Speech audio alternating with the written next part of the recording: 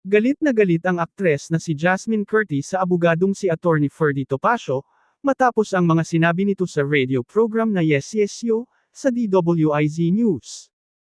Nagpasaring kasi si Attorney Ferdy Topacio sa aktres na si Jasmine Curtis, kaugnay sa naging reaksyon nito sa pahayag ni Quezon City 4th District Rep. Bong Suntay tungkol sa nakatatandang kapatid na si Ann Curtis. Nitong Huwebes, March 5, dinapensahan ng abogado si Bong Suntay matapos ito nga bash sa social media dahil sa viral na nag-init statement nito, patungkol kay Ann Curtis. Pinuna ng abogado ang pagsusuot ng aktres ng bikini photos at pagpapakita nito ng mga larawang sexy sa social media. Bago ang kanyang mga pahayag laban kay Jasmine, nauna nang ipagtanggol ng abogado ang kongresista sa kanyang viral nag-init statement tungkol sa It's Showtime host.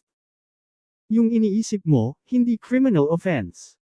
Kahit anong sama ng iniisip mo, may nakita kang babae na gusto mong gahasain, gusto mong halayin, gusto mong daklutan.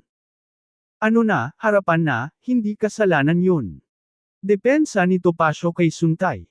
Yung kapatid, bumanat pa.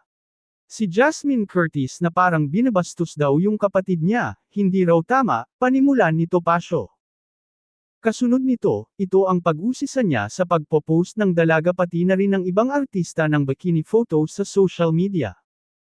Kayong mga artista, mga ganyan, ikaw, Jasmine, bakit ka nagpo-post ng bikini pictures mo sa social media? Sa mga pahayagan, hindi ba para ikaw ay pagnasahan, para ikaw ay sumikat?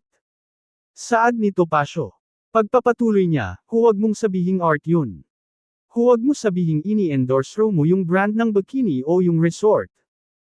Hindi kami mga ungas dito para maniwala sa'yo. Dinamay pa nga ni Topacio ang isa sa mga kilalang sexy actress na si Ivana Alawi. Yung mga artista dyan, sina Ivana Alawi, bakit sila nagpo-post, di ba para sa views? Bakit sila tinitingnan? Magandang babae, sexy, pinagnanasahan ng mga lalaki. Straight talk.